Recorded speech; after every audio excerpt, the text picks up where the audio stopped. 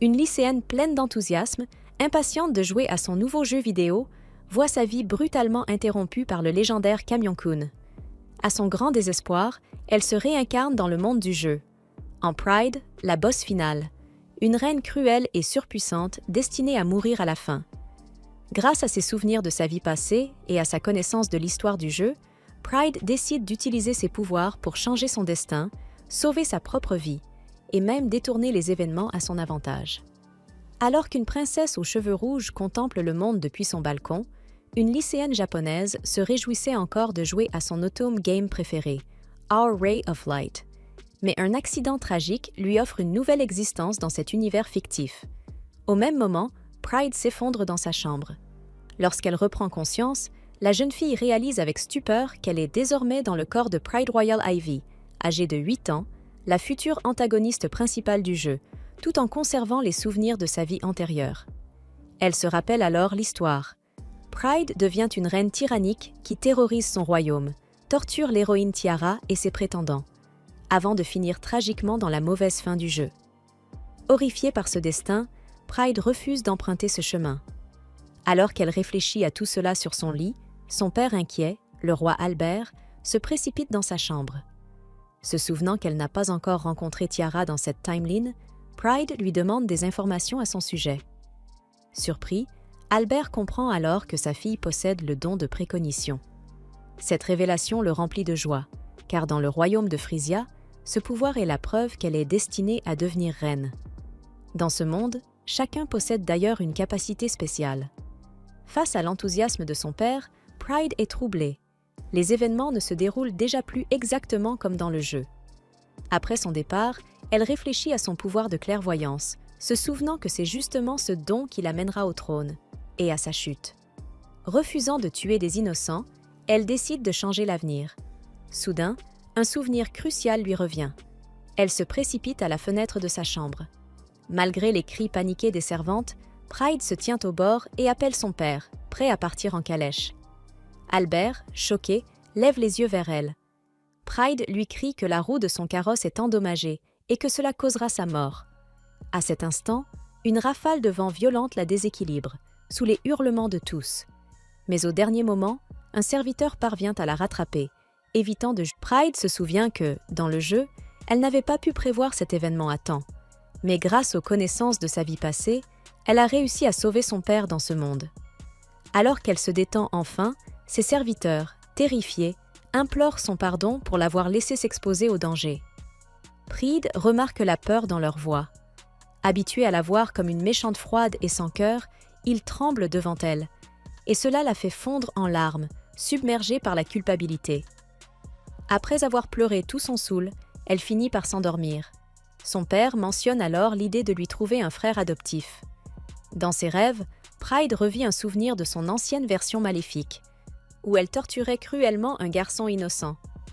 À son réveil, elle se dirige vers une pièce, troublée. Elle se rappelle que, dans l'histoire originale, son père devait mourir dans un accident de carrosse, suivi peu après par sa mère, morte de chagrin. Cela aurait fait d'elle la reine, la poussant sur un chemin tyrannique. Mais désormais, tout a changé. Peu après, Pride rencontre Stale, un garçon de 7 ans issu du peuple, et son futur époux. Son père explique que Stale est enchaîné pour l'empêcher d'utiliser ses pouvoirs de téléportation. Le cœur de Pride se serre en voyant un enfant si jeune arraché à sa mère et traité comme un prisonnier. Elle s'approche et lui serre doucement la main. Son père annonce ensuite que Stale va signer un contrat de servitude avec elle.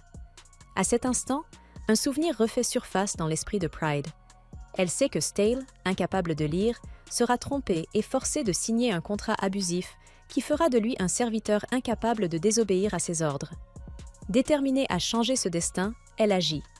Cette nuit-là, elle rend visite à Stale en secret et lui donne la clé de ses menottes. Mais à sa grande surprise, le garçon refuse. Il explique que s'il s'échappe encore, sa mère sera punie, ou pire, que le château pourrait enlever un autre enfant à sa place. Il ne veut pas que cela arrive. Comprenant qu'il a déjà accepté son sort avec courage, Pride s'en va après qu'il l'ait remercié pour son inquiétude. Le lendemain, Stale signe le contrat avec Pride et devient à la fois son petit frère adoptif et son futur mari. En observant la scène, un homme aux cheveux bleus nommé Gilbert félicite la princesse d'un ton moqueur. Son père, Albert, le réprimande aussitôt pour avoir taquiné sa fille et l'emmène de force. Plus tard, Pride emmène Stale à la bibliothèque, ravie d'avoir trouvé un nouveau compagnon de jeu. Elle insiste pour qu'il l'appelle par son prénom, mais le garçon, timide, n'y parvient pas. Alors qu'ils jouent et courent ensemble, Stale s'effondre soudainement, épuisé. Plus tard, Pride le regarde dormir dans sa chambre, et elle comprend alors qu'il a dû travailler dur en secret. Cherchant à devenir digne, Pride se souvient soudainement d'un acte atroce commis par son ancienne version maléfique. Elle avait forcé Stale à tuer sa propre mère, simplement pour son amusement. Ce souvenir la rend immédiatement malade, submergée par une culpabilité insupportable. Peu après, Stale commence à se réveiller, et Pride le serre doucement dans ses bras. Le garçon, rougissant, l'entend s'excuser de l'avoir séparé de sa mère. Pride lui promet alors de faire de son mieux, pour lui et pour tout son peuple. Cependant, derrière cette douceur, elle lui adresse une demande inquiétante. Si un jour elle devait redevenir maléfique, il devra la tuer. Après que Stale se rendort, un terrible cauchemar l'envahit. Il y voit une Pride sadique, le forçant à assassiner sa propre mère. La femme, prise d'une folie cruelle, lui interdit même de mettre fin à ses jours après cet acte, le laissant brisé, tremblant dans le désespoir. Impuissant, le garçon ne peut que maudire Pride et nourrir un désir de vengeance. Ce cauchemar effroyable le réveille brusquement, le laissant confus. Errant dans les couloirs du manoir, il se rappelle qu'il a encore le mouchoir de Pride dans sa poche. Il repense à l'instant où il a été arraché à sa mère en pleurs. À ce moment-là, il avait décidé de se rapprocher de Pride, dans l'espoir de retrouver sa mère un jour. Mais contre toute attente, la princesse s'est révélée être douce et bienveillante, loin de l'image égoïste qu'il s'était faite.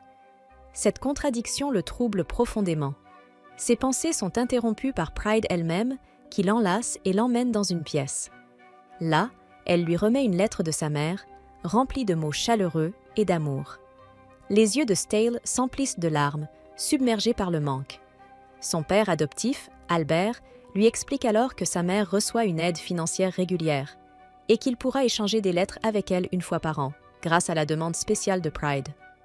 Comprenant que Pride enfreint les règles du palais pour lui, Stale se demande pourquoi une fille aussi gentille pense pouvoir devenir maléfique un jour.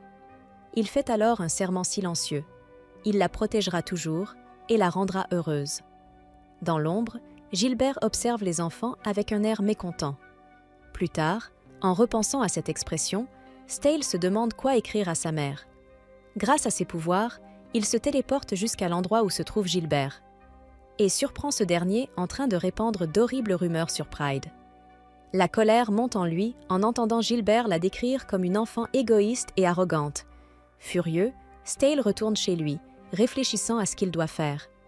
S'il veut gagner la confiance des gens et dissiper les doutes sur Pride, alors il devra agir. Il s'habille avec soin, déterminé à gagner encore plus de crédibilité que le Premier ministre lui-même. Ailleurs, nous découvrons une femme blonde et élégante, Rosa, la reine actuelle et mère de Pride. Elle demande à sa fille Tiara si elle est impatiente de rencontrer bientôt son grand frère et sa grande sœur. Quelques jours plus tard, Pride assiste à un bal somptueux en compagnie de Stale. Rougissant, Stale complimente la beauté adorable de Pride, mais la réponse de celle-ci ne fait que le rendre encore plus embarrassé. Après leur entrée dans la grande salle, il rencontre la reine Rosa, qui annonce publiquement l'apparition de sa première fille, Pride. Pride et Stale la saluent, puis font la connaissance de Tiara, visiblement nerveuse. La foule est immédiatement charmée par la petite fille. Pride ressent une légère jalousie en voyant sa petite sœur attirer autant d'attention, mais elle la salue chaleureusement et tombe rapidement sous le charme de sa douceur. Stale s'avance à son tour et accueille Tiara, déclarant qu'ils forment désormais une grande famille et qu'ils soutiendront tous Pride, la future reine. Ces paroles gagnent aussitôt le cœur du peuple, qui comprend que Pride bénéficie du soutien de toute la famille royale. Peu après, la reine Rosa s'approche et annonce officiellement qu'elle a choisi Pride comme héritière du trône. Surprise, Pride écoute sa mère lui demander de se souvenir de cet instant pour toujours. Plus tard, alors que le banquet bat son plein, Gilbert s'approche de Tiara et Pride. Il se moque de Pride pour avoir été choisie à la place de sa petite sœur, mais Stale prend immédiatement sa défense avec loyauté. Les paroles acerbes du garçon rendent la scène tendue, au point d'effrayer Pride et Tiara. Pendant ce temps, Rosa observe avec soulagement, persuadée que le futur sombre qu'elle avait vu pour sa fille Pride a disparu. Un peu plus tard, Pride est abordé par Roderick, le capitaine des Chevaliers impériaux. Celui-ci semble impressionné par son élégance, tandis que ses parents affichent un sourire rempli de fierté. 3 années paisibles passent après cet événement. Pride observe Stale s'entraîner à l'épée contre un chevalier. Sa sœur Tiara lui demande alors quelle est sa relation avec lui. Pride répond simplement qu'ils finiront probablement par se marier. En entendant cela, Stale est pris au dépourvu, trébuche et se fait renverser. Alors que Tiara essuie son visage, Pride lui adresse un sourire, pensant que, comme dans le jeu, Stale est peut-être déjà tombé amoureux de l'héroïne Tiara.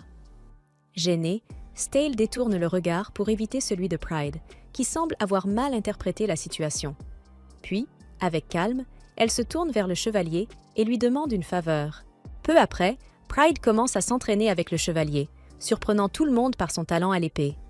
Apparemment, sa capacité spéciale lui permet d'apprendre n'importe quelle technique après l'avoir vue une seule fois. En la voyant combattre avec autant de grâce, Stale se sent découragée, se demandant si elle a vraiment besoin de lui pour la protéger. Mais Pride le rassure, lui affirmant qu'elle aura toujours besoin de lui si elle manque de force, ce qui le motive à continuer à s'entraîner. Elle sourit en observant cette scène paisible, se demandant intérieurement quand viendra sa fin en tant que méchante. Plus tard, les chevaliers impériaux saluent Pride pour une inspection. Elle demande au vice-capitaine Clark où se trouve Roderick. Clark lui explique que le capitaine est avec de nouvelles recrues, en train de s'entraîner lors d'exercices conjoints avec un royaume allié. Alors que Pride observe l'entraînement, une terrible nouvelle arrive soudainement. Roderick et les recrues ont été attaqués par des ennemis. Tandis que Clark se prépare à aller les aider, Pride demande à l'accompagner. Ils se rendent dans une salle équipée d'un dispositif de communication. Roderick, furieux, ne comprend pas pourquoi la princesse s'implique dans une tâche aussi dangereuse. Mais Pride insiste. Elle veut sauver autant de vies que possible. Elle apprend alors que les renforts les plus proches mettront 30 minutes à arriver sur le champ de bataille. Sans hésiter, elle demande à Stale de téléporter des provisions sur place. Grâce à cela, les soldats peuvent se rééquiper et retrouvent leur courage pour continuer à se battre. Roderick est surpris par la puissance de Stale, et Pride demande à Clark de garder cette capacité secrète. Alors que les troupes se réorganisent, Pride apprend que le terrain est instable. Cela lui rappelle un détail crucial. Il s'agit d'une falaise cachée qui va s'effondrer, tuant tous ceux qui s'y trouvent. Elle avertit immédiatement Roderick, prétendant que sa clairvoyance l'a détecté. Roderick ordonne alors à toutes les recrues de battre en retraite, mais lui reste sur place. Pride comprend alors que sa jambe est coincée sous un rocher. Pire encore, à cause de sa capacité spéciale qui le rend immunisé contre les attaques d'épée, il ne peut même pas se couper la jambe pour s'échapper. La situation semble désespérée. Tous se préparent au pire. C'est alors qu'un jeune homme aux cheveux argentés, Arthur, supplie son père de continuer à se battre. Roderick retient les ennemis pour permettre aux recrues de fuir, tandis que Clark coupe la communication pour protéger le palais. Arthur est anéanti, et Pride se sent impuissante en voyant les blessures s'accumuler sur le corps de Roderick. Alors que tout espoir semble perdu, Pride prend une décision. Elle rassure Arthur. Elle sauvera son chevalier, quoi qu'il en coûte. Puis, elle demande à Stale de la téléporter sur le champ de bataille. Stale et les chevaliers refusent de mettre en danger la princesse héritière. Mais Pride, déterminée, refuse de rester en arrière pendant que ces hommes risquent leur vie pour survivre à quoi qu'il arrive. Pride déchire sa jupe pour gagner en mobilité et est téléportée sur le champ de bataille. Elle annonce sa présence aux soldats et commence immédiatement à frapper et à trancher. Tout le monde regarde, choqué, alors que la princesse apparemment fragile élimine seule les forces ennemies. Puis, elle regarde autour d'elle et aperçoit un homme se cachant derrière un arbre. Pride attrape cet homme et l'emmène à Roderick, à qui elle dit de le tenir fermement. Elle murmure quelque chose à l'oreille de l'homme mystérieux, tandis que des rochers tombent de la falaise qui s'effondre. Dans le royaume, Arthur fait un cauchemar sur sa situation actuelle. La princesse sans cœur Pride avait laissé son père et les recrues mourir, et son seul commentaire sur l'affaire était que Roderick était un capitaine inutile qui avait coûté quelques hommes insignifiants. Arthur se mettrait en colère face à ce traitement froid et ingrat et deviendrait plus tard chevalier pour venger son père. Cependant, maintenant, il observe les débris se dégager de la falaise tombée. Une étrange boîte de pierres à proximité s'ouvre, contenant Pride, Roderick et l'homme étrange, tous sains et saufs. Après la bataille, l'homme mystérieux est capturé et les soldats commencent à se réorganiser. Ils se demandent qui est la jolie jeune fille avec le capitaine et sont choqués d'apprendre qu'il s'agit de leur future reine, Pride. À l'intérieur du palais, les chevaliers et Arthur sont soulagés que la bataille se soit terminée sans aucune perte. Styles se sent terrible d'avoir laissé Pride se battre et jure de devenir plus fort pour la protéger. Sur le champ de bataille, Roderick propose d'emmener Pride en lieu sûr, ce qu'elle refuse, disant qu'elle doit s'assurer que tout se passe bien. Cependant, cette fois, le capitaine chevalier obéissant n'accepte aucun de ses ordres et soulève la princesse imprudente et téméraire dans ses bras avec colère. Pride réalise qu'il est en colère, mais se souvient alors qu'elle avait déchiré sa jupe. Tous les chevaliers présents rient en voyant leur princesse rougir furieusement de honte. Plus tard, les chevaliers sont rassemblés par Pride dans une pièce privée. Là, ils discutent de tout ce qui s'est passé sur le champ de bataille. Roderick demande comment la jeune princesse a pu utiliser une épée et un pistolet, et Pride répond qu'elle a observé certains chevaliers s'entraîner avec, choquant tout le monde avec son pouvoir de triche, lui permettant d'apprendre après une seule observation. Roderick s'interroge également sur la raison pour laquelle elle est venue personnellement l'aider, disant que si elle était morte par sa propre imprudence, le royaume serait tombé dans les ténèbres. Bien que Pride trouve ces paroles raisonnables, elle sent toujours qu'elle aurait agi pour sauver son chevalier ou tout autre soldat ordinaire. Elle rappelle également à Roderick que, bien qu'il aurait pu mourir dignement, sa mort signifierait que moins de personnes seraient protégées par lui à l'avenir. Cela choque les chevaliers, qui adhèrent à sa logique. Ainsi, Pride déclare fermement qu'elle est une future reine qui se battra toujours pour son peuple, ce qui fait taire tout le monde. Puis, lentement, les chevaliers commencent à remercier leur princesse couronnée d'avoir sauvé leur capitaine, Roderick. Arthur s'agenouille également avec gratitude avant de demander à Pride s'il peut devenir chevalier, malgré son faible pouvoir pour faire pousser les cultures. Pride le rassure en lui tenant la main, disant qu'elle croit pleinement qu'un jour, il deviendra un grand chevalier. Non loin, Stale observe la scène avec jalousie. Alors qu'Arthur est soulagé par sa confiance, Pride lui demande de l'arrêter si un jour elle devenait mauvaise. Cela choque Arthur. Enfin, son père, Roderick, admet qu'il est heureux de pouvoir retourner chez lui auprès de ses amis et de sa famille. Alors qu'Arthur voit Pride serrer Roderick dans ses bras, il se demande pourquoi la douce princesse pense qu'elle pourrait un jour devenir une personne horrible et il jure de la protéger de sa vie. Plus tard, Arthur se rappelle qu'il avait éveillé le pouvoir de faire pousser les cultures dans son enfance, ce qui lui faisait penser qu'il était plus fait pour être fermier que chevalier. Cependant, la gentillesse et la personnalité de Pride l'ont convaincu de devenir plus fort pour la protéger. Après s'être préparé, il sort de sa maison pour s'entraîner avec son père. Pendant l'entraînement, Roderick demande à Arthur s'il pense à Pride, ce qui le surprend. Il bat Arthur, mais reste très étonné de ses compétences, étant donné qu'Arthur ne s'était pas entraîné à l'épée depuis des années. Sa femme sort de l'agitation et Roderick s'enfuit pour l'éviter, laissant son épée derrière lui. Pendant ce temps, au château, Pride se rappelle un souvenir d'Arthur de sa vie antérieure. Le garçon dévasté avait pleuré pour son père, qui avait été rejeté par la maléfique Pride. Soudain, la voix de Stale sort Pride de ses pensées. Ensuite, il se dirige pour rencontrer Clark et bientôt Roderick, qui salue la princesse avec urgence. Il informe Pride des progrès d'Arthur avant que le fils en question n'arrive en courant avec l'épée oubliée de son père. Quand Arthur remarque Pride, il devient embarrassé et tente de partir sans explication. Soudain, Stale s'approche et demande à Arthur de devenir son partenaire d'entraînement. Arthur est surpris, mais accepte la demande.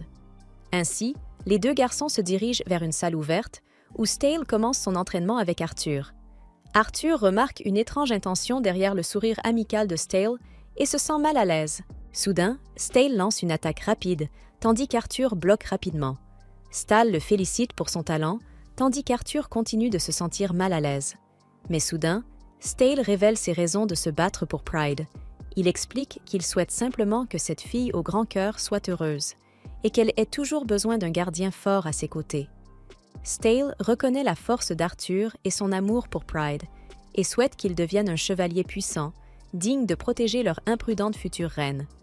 Arthur semble légèrement confus par le comportement de Stale et l'inquiétude de Pride concernant le fait de devenir maléfique, mais il accepte le défi de Stale. Il remarque également que le sourire suspect de Stale ressemble à celui de Gilbert, ce qui embarrasse le garçon. Heureux d'accompagner Pride comme bouclier, Arthur décide de s'entraîner avec Stale pour améliorer rapidement ses compétences. Les deux garçons s'entendent bien et s'accordent à commencer leur entraînement. Un jour, Tiara, Pride et Stale lisent des livres dans la bibliothèque. Pride remarque que le héros de son roman romantique ressemble à Stale, tandis que Tiara observe que l'héroïne lui ressemble, ce qui fait que Stale se cache, embarrassé.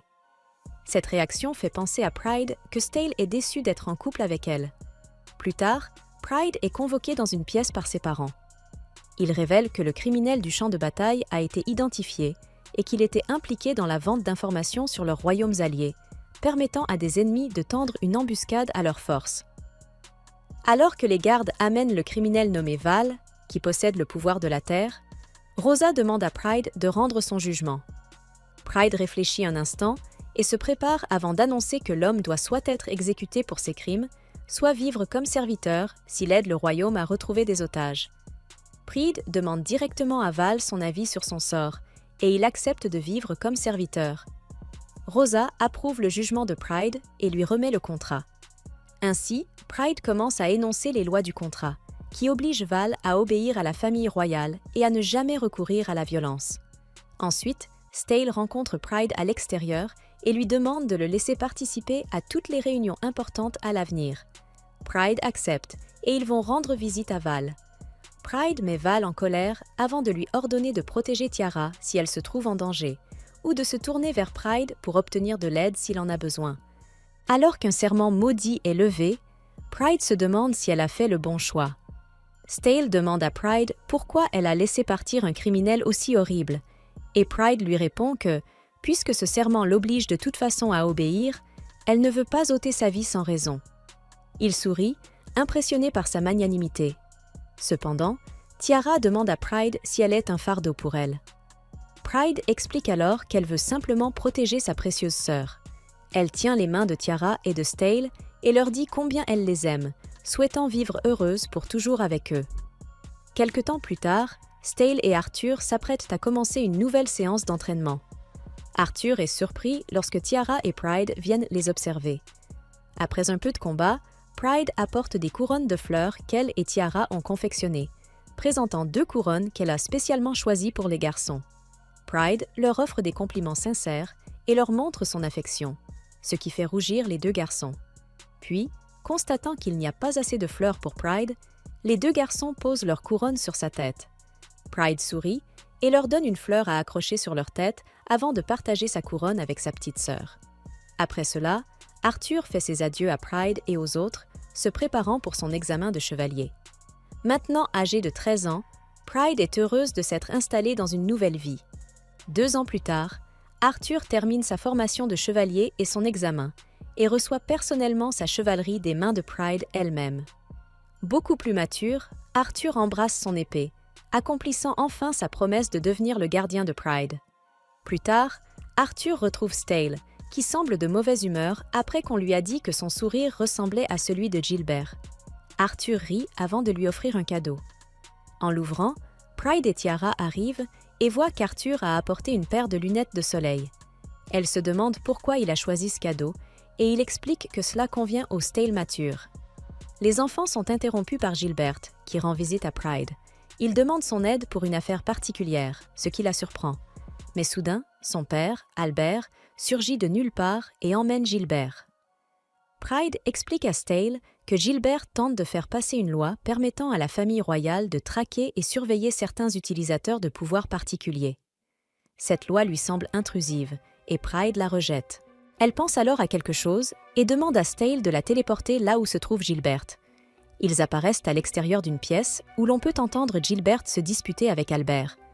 Il se moque d'Albert pour avoir ignoré une loi royale et permis à Stale de rendre visite à sa mère biologique, alors que Pride les avait suppliés depuis plusieurs jours de le faire. En écoutant de l'extérieur, Stale est choqué que Pride ait agi ainsi pour lui, mais il entend ensuite la voix triste de Gilbert. Depuis 7 ans, une personne proche de Gilbert était malade, et il cherchait quelqu'un ayant des pouvoirs de guérison pour elle. À partir de cela, Pride se souvient enfin, grâce au jeu, que Gilbert, qui possède le pouvoir de jeunesse éternelle, avait été contraint par la méchante Pride à paraître plus âgé pour le reste de sa vie. La cruelle reine avait accepté la demande de Gilbert de retrouver des personnes aux pouvoirs spéciaux. Cependant, elle ne les asservissait que pour elle-même et tuait quiconque résistait. Ce cauchemar réveille Pride de son sommeil et elle se rappelle que la fiancée de Gilbert est morte peu après l'adoption de la loi. Elle sort, réfléchissant à ce qu'elle doit faire quand une agitation la perturbe. Pride apprend par Albert que Gilbert avait quitté le château et repense à quelque chose. Elle réalise que la méchante Pride n'écoutait réellement l'avis de personne avant de prendre une décision précipitée. Ainsi, sa fiancée a dû mourir le même jour où la loi a été adoptée. Cela signifie qu'elle n'a que jusqu'au coucher du soleil pour sauver la fiancée de Gilbert. Pride demande à Stale de la téléporter auprès de Gilbert. Pendant ce temps, on voit Gilbert entouré de voyous ailleurs. Il demande aux hommes s'ils connaissent des guérisseurs, mais ils se mettent à rire. Gilbert leur offre richesse et secrets sur la famille royale, mais les hommes rient encore de lui. Il semble plus intéressé par son argent et l'attaque. Bien que Gilbert soit un noble et capable de se défendre, le nombre d'assaillants le met en danger. Heureusement, Pride et Stale arrivent juste à temps pour vaincre tous les ennemis. Stale fait face à Gilbert et Pride l'avertit qu'elle a prévu la mort de sa fiancée. Cela bouleverse Gilbert, qui se remémore tous ses souvenirs avec elle. Maria était la jeune fille d'un conte, toujours malade et alitée. Elle s'échappait parfois de sa maison pour passer du temps dehors, et lors d'une de ses escapades, elle rencontre Gilbert. Gilbert emmène cette douce jeune fille vers une vue magnifique en dehors de la ville, et ils tombent amoureux. À partir de ce moment, Gilbert la rencontre régulièrement.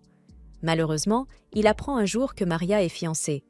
Cela brise le cœur de Gilbert, mais Maria lui dit qu'il est le seul qu'elle aime vraiment. Ainsi, après avoir travaillé dur pour devenir chancelier du royaume, Gilbert se rendit chez Maria avec une proposition que sa famille ne pouvait pas refuser. Cependant, peu de temps après leur fiançailles, Maria tomba gravement malade, ce qui brisa complètement Gilbert. Alors qu'il se remémore tout cela, Stale pointe une épée sur sa tête pour le crime d'avoir trahi la famille royale. Gilbert tombe à genoux tandis que Stale le rabaisse violemment, insultant même sa pauvre fiancée pour ses fautes. Pride intervient alors pour l'arrêter, son cœur bienveillant compatissant à la situation de Gilbert. Elle remercie Stale d'avoir veillé sur elle, puis réconforte Gilbert en lui annonçant que lui et sa fiancée sont pardonnés. Plus tard, au château, Tiara rencontre Pride et lui demande des nouvelles de la situation de Gilbert. Alors qu'elle discute, Gilbert fait irruption dans la pièce, paniqué, en criant à l'aide. Pride part immédiatement et demande à Stale de la téléporter auprès des chevaliers. Là-bas, elle rencontre Arthur, à qui elle demande une immense faveur. Pride s'inquiète qu'Arthur prenne une décision aussi importante pour elle, mais le chevalier est prêt à aller jusqu'à mourir pour elle. Elle se retourne et aperçoit une version adulte de Stale, mais sans le temps d'expliquer, elle lui demande de les téléporter jusqu'à l'endroit où se trouve Gilbert. Ils apparaissent dans une chambre où Maria, très malade, est allongée sur le lit. Pride demande à Arthur de poser sa main sur la jeune femme mourante et révèle que son pouvoir ne consiste pas à faire pousser des cultures, mais à soigner les êtres vivants. Gilbert observe alors que Maria reprend rapidement des couleurs et se lève du lit. Les deux amoureux s'enlacent, et la situation est sauvée grâce aux connaissances futures de Pride concernant le pouvoir d'Arthur. Plus tard, Pride apprend que Gilbert a transformé Stale en une version adulte de lui-même afin qu'il puisse se déplacer plus rapidement. Gilbert remercie Pride d'avoir sauvé celle qu'il aime et lui avoue tous ses péchés. Pride lui demande s'il est prêt à confesser ses fautes à ses parents, avant de lui dire qu'elle le libérera de sa culpabilité. Elle demande ensuite à toutes les personnes présentes d'oublier tout ce qu'elles ont vu et entendu à propos de Gilbert, ce qui le choque profondément. Il se demande alors s'il a été pardonné, mais Pride a prévu une punition pour ses graves crimes. Elle lui ordonne de continuer à vivre avec son immortalité et de servir fidèlement le royaume en tant que chancelier, ce qui fait fondre Gilbert en larmes face à tant de miséricorde. Pride sait que Gilbert peut vivre éternellement, et s'il choisit de le faire, il sera un atout précieux pour le royaume. Gilbert accepte avec joie et jure de tenir sa promesse. Pride semble quelque peu désolé pour la punition, mais cela ne dérange pas Gilbert. Au contraire, il fait quelque chose que les deux admirateurs de Pride, Arthur et Stale, n'ont jamais osé faire. Gilbert embrasse sa main, puis son pied et sa jambe, une ancienne coutume pour montrer une loyauté absolue. Les deux garçons observent la scène avec jalousie et envie, tandis que Gilbert accomplit ce geste envers la belle princesse. Gilbert et Maria jurent alors leur loyauté envers le royaume en reconnaissance de la bonté de Pride, et l'affaire est définitivement close. Plus tard, Arthur parle avec Stale dans une pièce. Stale lui demande s'il pourra continuer à être chevalier après avoir découvert son pouvoir, ou s'il devra devenir guérisseur à la place. Malgré tout, Arthur reste convaincu qu'il sera toujours un chevalier puissant.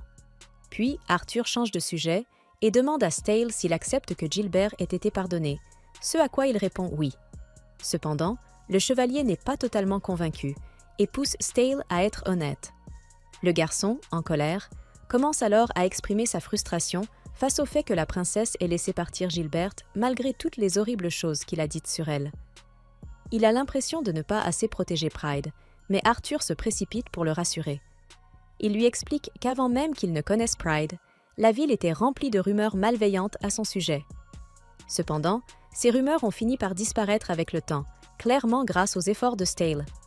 Arthur lui dit ensuite qu'il a protégé Pride autant qu'il le pouvait, mais qu'il ne doit pas s'attendre à pouvoir la protéger tout le temps.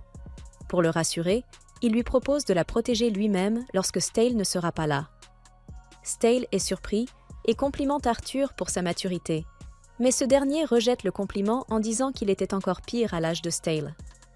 Stale a alors l'impression d'avoir été trop faible et décide de ne plus jamais se montrer vulnérable ni pleurer. Cela choque Arthur, qui se demande s'il pourra vraiment tenir cette résolution. Mais Stale affirme qu'il attendra d'avoir 18 ans pour exprimer ses véritables sentiments à Pride. Arthur accepte et le soutient, et les deux garçons renforcent encore davantage. Plus tard dans la nuit, un groupe assiste au mariage de Gilbert et Maria. Là-bas, Tiara demande à Stale s'il déteste vraiment Gilbert ou non. Même si Stale reste amer à cause des crimes de Gilbert, il admet qu'il est heureux qu'il ait pu être réuni avec celle qu'il aime. Tiara souligne alors une autre raison pour laquelle Stale déteste Gilbert, sa confiance et ses compétences impressionnantes. Cela fait rougir Stale d'embarras, et Gilbert apparaît au bon moment pour les saluer. Comme un véritable tsundere, Stale déclare qu'il le déteste, mais Gilbert prend ses paroles à la légère. Ensuite, Gilbert annonce fièrement son mariage avec Maria à tous les invités, commençant enfin une vie heureuse avec son amante. Quelques jours plus tard, la famille royale organise un examen pour les gardes impériaux parmi les chevaliers. Arthur y participe et surpasse tous ses camarades, devenant ainsi un garde personnel de la famille royale. Désormais, il peut être proche de Pride, même dans leur vie quotidienne. Alors que le groupe voyage ensemble en calèche, ils rencontrent un homme effondré dans la rue, qui s'avère être Val. Plus tard, Val se réveille dans une chambre, couvert de bandages. Il voit tout le monde autour de lui, et Pride comprend qu'il est revenu parce que le contrat l'a forcé à demander de l'aide. Elle lui demande pourquoi il a besoin de son aide, mais Val prétend que ce n'est pas le cas, trop fier pour admettre ses besoins. Pride l'oblige alors à dire la vérité grâce au contrat qui les lie. Il révèle qu'il doit libérer 2 enfants, Sepik et Kemet, sa famille, qui ont été kidnappés par des trafiquants. Il précise que même si les ravisseurs ont demandé 5 autres enfants en échange, ils n'accepteraient probablement pas l'offre de toute façon. Pride réfléchit et comprend que Val est totalement impuissant. Elle déclare qu'il sera placé en résidence surveillée pendant un moment et se prépare à agir contre les criminels. Plus tard, Pride confronte Val dans sa chambre, où il semble agacé par sa présence. L'homme lui lance un couteau, qui la manque de peu. Pride et Stale sont furieux face à cet acte. Cependant, Pride reste calme et lui dit de bien manger et de se reposer en vue de l'opération de sauvetage des otages, ce qui l'énerve encore plus. Val crie qu'il n'a besoin d'aucune aide, et Tiara lui demande s'il ne veut pas sauver les enfants. Elle lui demande s'il ne se soucie pas de leur sort, et l'homme admet qu'il veut garder les enfants pour pouvoir vivre confortablement. Cette froideur fait monter les larmes aux yeux de Tiara, qui pense qu'il considère ses enfants comme de simples serviteurs. Pride réconforte Tiara, puis demande à Stale et Arthur, en colère, de les laisser seuls. Elle se demande pourquoi Val veut sauver les enfants avant de lui demander comment il les a rencontrés. Val révèle que les enfants étaient simplement des orphelins vivant dans sa maison abandonnée. Apparemment, ils ont commencé à le suivre pour se protéger, l'agaçant par leur présence constante. Pride comprend que Val est irrité par eux, mais se demande alors pourquoi il s'inquiète autant. Val commence à lui en dire plus sur les enfants. Sefek est une jeune fille capable de projeter de l'eau pour protéger Kemet, un petit garçon qui suit toujours sa sœur. Alors qu'il évoque ces détails, Pride remarque qu'il tient à eux et lui demande s'il est inquiet. Val répond que non, et elle lui demande alors ce qu'il considère comme précieux. L'homme répond que seul l'argent et la vie comptent pour lui. Ses parents l'ont abandonné, il n'a jamais eu d'amis, et il n'a donc jamais appris à se soucier des autres. Pride lui demande alors s'il serait affecté s'il arrivait quelque chose à Kemet et Sefek. Val hésite, puis se met soudain en colère contre elle. Il nie se soucier d'eux, se tordant de douleur. Il ressent des nausées et une douleur au cœur chaque fois qu'il pense aux deux enfants, et, dans sa colère, il plaque Pride au sol pour l'avoir forcé à réaliser cette souffrance. Il l'accuse de l'avoir laissé vivre et d'avoir permis qu'il développe des sentiments pour les autres, affirmant que cette douleur lui écrase l'âme. En voyant Val pleurer maladroitement, perdu face à ses propres émotions, Pride comprend qu'il veut sauver les enfants pour apaiser ce malaise et cette douleur, née de son attachement envers eux. Elle enlace cet homme brisé, le réconfortant et l'aidant à comprendre ses sentiments. Comme Val était un orphelin sans abri, il n'était pas habitué à se soucier des autres et ce sentiment inconnu d'amour et d'inquiétude l'avait terrifié. Cette vérité est profondément triste pour Pride, qui le serre encore plus fort dans ses bras. Le lendemain, Val rencontre les ravisseurs. Il leur propose 5 enfants, en réalité la famille royale transformée en enfants par Gilbert. Cependant, les ravisseurs ne rendent pas Sefek et Kemet et capturent tout le groupe à la place. Dans la charrette qui les transporte, ils se rappellent que Gilbert avait révélé que la reine avait ordonné d'éliminer le groupe de ravisseurs et de sauver tous les otages. La capacité de Gilbert à transformer tout le monde en enfants avait produit un effet pour le moins surprenant. Alors qu'ils arrivent à destination, Stale téléporte ses menottes pour s'en libérer. Un des ravisseurs entre immédiatement et l'attaque en le voyant tenter de s'échapper, mais Stale téléporte l'homme directement dans une cellule de prison. Peu à peu, de plus en plus de criminels se retrouvent enfermés, tandis que le groupe se concentre sur le sauvetage des otages. Les chevaliers interrogent violemment les criminels pour obtenir l'emplacement de la cachette, puis partent en mission. Pendant ce temps, le groupe explore la base du gang, dissimulée dans une grotte. Ils découvrent que des personnes de grande valeur, possédant des pouvoirs spéciaux, sont retenues plus profondément, tandis qu'eux sont conduits dans une cellule avec des gens ordinaires. À l'intérieur, ils entendent des enfants appelés Val et comprennent qu'il s'agit de Sefek et Kemet, qui cachaient leur pouvoir. Pendant ce temps, au fond de la grotte, Stale explore les lieux avec Val. Ils trouvent une cellule de haute sécurité et libèrent tous les prisonniers, avant que Stale ne remarque une étrange lumière brillante à proximité. Soudain, un garde les découvre et sort une arme, mais Stale invoque de la dynamite pour créer une diversion. Il s'élance vers la lumière, tandis que Val retient le garde et provoque un chaos pour le ralentir. Dans la cellule intermédiaire, les gardes reçoivent une alerte et s'en vont en courant, laissant la cellule sans surveillance. Tous les prisonniers en profitent pour s'échapper. De retour près de la lumière, Stale est choqué en voyant un jeune garçon trembler sous l'effet de l'électricité. Le jeune garçon s'appelle Powell, et ses décharges électriques frappent tout ce qui l'entoure. Il refuse l'aide de Stale, affirmant qu'il ne veut pas retourner quelque part où il pourrait encore blesser quelqu'un. Mais Stale le rassure en disant que le royaume est un endroit sûr. Le garçon reste méfiant, et Stale comprend qu'il doit agir. Avançant pas à pas malgré les décharges électriques qui le frappent, Stale lui parle du nouveau souverain bienveillant du royaume de Frisia, qui a promis d'en faire un lieu meilleur pour tous. Le garçon est bouleversé de voir Stale supporter une telle douleur pour s'approcher de lui, et finit par se calmer, perdant toute hostilité. Ainsi, Stale parvient à le téléporter vers un endroit sûr, mais seulement après avoir été gravement blessé et s'être évanoui. Pendant ce temps, les chevaliers royaux arrivent au camp intermédiaire pour prêter main forte. Cependant, les gardes parviennent à capturer Val en otage, tandis que Gilbert tente de les repousser. Alors que les chevaliers partent à la recherche de Stale, le chef des gardes, un homme doté du pouvoir de manipuler des chaînes pour attaquer, capture à la fois Arthur et Val avec une prise implacable. La situation semble désespérée, car les chevaliers refusent de mettre en danger leurs propres alliés. Mais soudain, Pride surgit et tranche les chaînes avec son épée.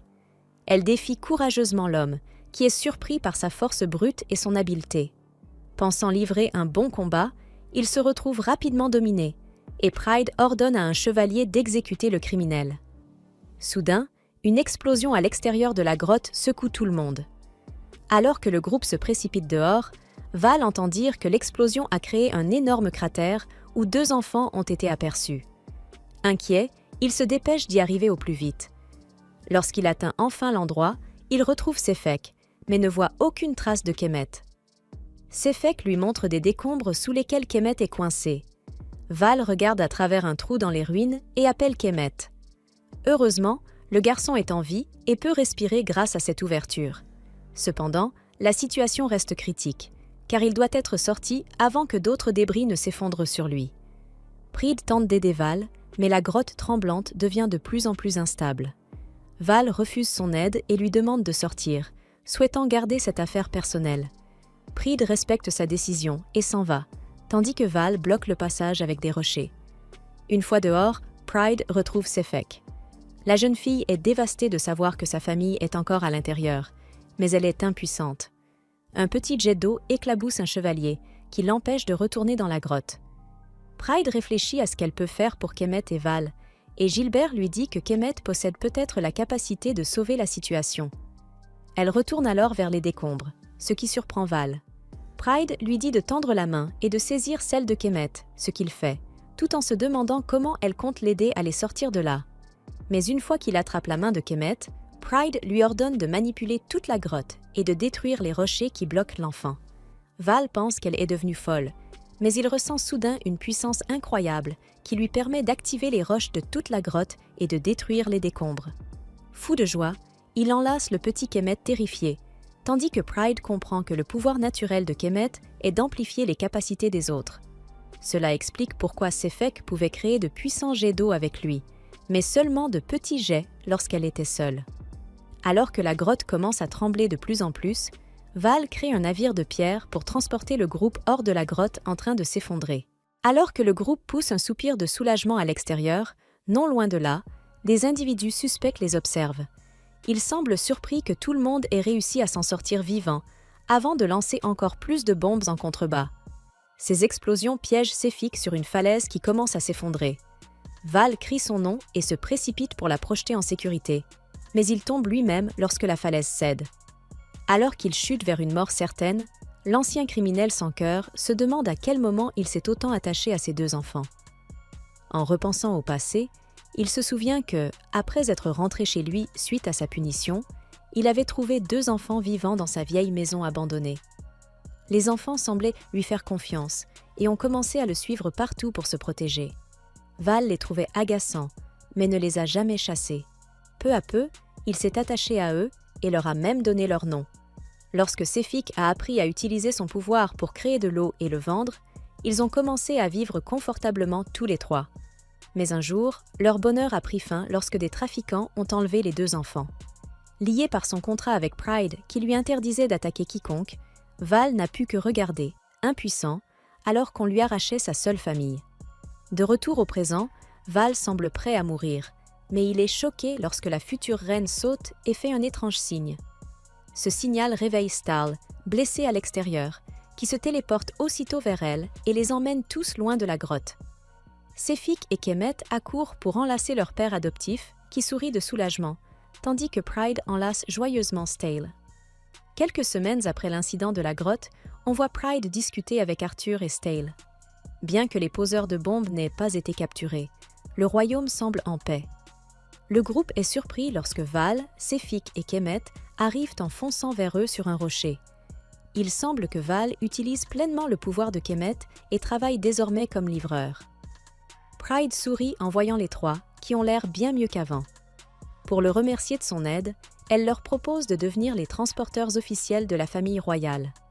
Les 2 enfants sont ravis de cette nouvelle, tandis que Val sourit à Pride. Elle lui annonce également que le royaume prévoit de créer des écoles gratuites et invite Sefik et Kemet à y étudier et à grandir. Après s'être assuré qu'elle est sincère, Val accepte son offre, plaisantant qu'il aurait de toute façon été obligé de lui obéir comme un serviteur. Val s'agenouille alors pour montrer son respect, tandis que Pride rougit nerveusement. Il embrasse ses pieds selon la tradition, mais Val ajoute une touche provocante en les léchant, choquant tout le monde et embarrassant la pauvre princesse. Il éclate de rire, révélant son esprit de trouble-fête. Puis, Val demande une compensation, tandis que le groupe le fixe avec désapprobation pour son manque de respect. Pride boude légèrement, mais accepte. Stal lui dit qu'elle n'a pas besoin de le faire, mais Val rappelle au groupe qu'il est complètement fauché. Alors que Pride s'apprête à partir, Val suit le groupe en la taquinant au sujet de son prince jaloux. Arthur s'énerve lui aussi, ce qui pousse Val à le provoquer également. Il se moque de Pride en disant qu'elle est entourée de garçons timides et inexpérimentés, et lui propose de lui offrir bien plus qu'eux. Bien sûr, Pride rejette immédiatement ses avances audacieuses avant de se préparer à partir. Val redevient finalement sérieux et remercie Pride d'avoir invité ses enfants à rejoindre son école. Plus tard, Pride regarde Arthur affronter Gilbert, mais il se fait rapidement dominer. Gilbert le plaque au sol sans difficulté et Stale l'encourage. Cependant, Gilbert propose soudainement d'enseigner une technique secrète à Arthur s'il parvient à le toucher. Cela motive aussi Stale, qui décide de combattre Gilbert aux côtés d'Arthur. Gilbert accepte de faire face aux deux garçons en même temps. Alors que le combat devient plus intense, Pride encourage ses deux protégés, avant d'être surprise par le retour de Val. Val est étonnée de voir les garçons se battre sérieusement pour elle, mais Pride corrige son malentendu. Tiara se lève alors pour jouer avec Sefik et Kemet et leur offre également du gâteau. Les enfants sont ravis et alors que Tiara part manger avec eux, Val commence à les suivre, mais prend instinctivement la main de Pride. Arthur et Stale, oubliant leur combat sous l'effet de la jalousie, le remarquent immédiatement. Se rendant compte de son geste, Val lâche aussitôt sa main et s'en va, agacée. Pride reste confuse face à son comportement, tandis que le petit Kemet lui demande s'il déteste ou aime Pride. Val nie avoir des sentiments pour elle, mais se remémore tous les moments où elle l'a confrontée et aidée. Même la jeune Sefik peut voir son visage rougir de loin. Toujours perplexe, Pride décide de se concentrer sur les encouragements qu'elle donne aux garçons. Mais en leur adressant des paroles pleines de douceur, elle les déstabilise tellement qu'ils en perdent leurs moyens, à la fois nerveux et heureux. Cependant, lorsque Pride leur demande de gagner pour elle, leurs regards s'illuminent de détermination et ils se relèvent aussitôt. Cela surprend Gilbert, habituellement calme, qui comprend que leur amour pour Pride renforce leur motivation. Les deux garçons se lancent à l'attaque et cette fois, ils parviennent à vaincre le redoutable expert en combat. Plus tard, épuisés, ils s'effondrent et discutent de leurs sentiments pour Pride. Arthur se souvient que, même dans la grotte, c'était Stale qui avait utilisé sa téléportation pour sauver Pride de la falaise. Il se sent triste et indigne d'être son protecteur, mais Stale lui dit de garder la tête haute. Il lui rappelle que pendant qu'il était inconscient, c'était lui, Arthur, qui avait foncé au combat pour protéger Gilbert et Pride. Ces paroles redonnent confiance à Arthur, et Stale lui assure qu'il peut se sentir en sécurité tant qu'il est à ses côtés. Arthur se relève et réalise à quel point il a changé, passant d'un enfant pleurnichard à un chevalier fort. Les deux garçons sont interrompus lorsque Pride arrive en courant avec un mouchoir. Elle les soigne et essuie leur sueur en leur adressant des paroles douces qui font chavirer leur cœur. Stale repense à tout cela, heureux de pouvoir protéger Pride. Il se souvient aussi de Powell, ce jeune utilisateur de pouvoir qui avait besoin de protection et d'attention. Il confie à Pride qu'il souhaite devenir un véritable gentleman, pas seulement pour elle, et Pride accepte de le soutenir. Elle sourit, se sentant bénie et sincèrement heureuse d'avoir deux hommes loyaux et nobles à ses côtés. Les deux garçons prennent alors ses mains et jurent de toujours la protéger, elle et sa sœur, lui rappelant qu'ils ont prêté serment de loyauté à leur future reine. Pride sourit, se sentant pleinement comblée. Quelque temps plus tard, dans sa chambre, la future reine repense aux actions de la Pride maléfique dans le jeu. Sachant qu'il lui reste encore quelques années avant sa mort prévue dans le jeu, Pride reste déterminée à faire de son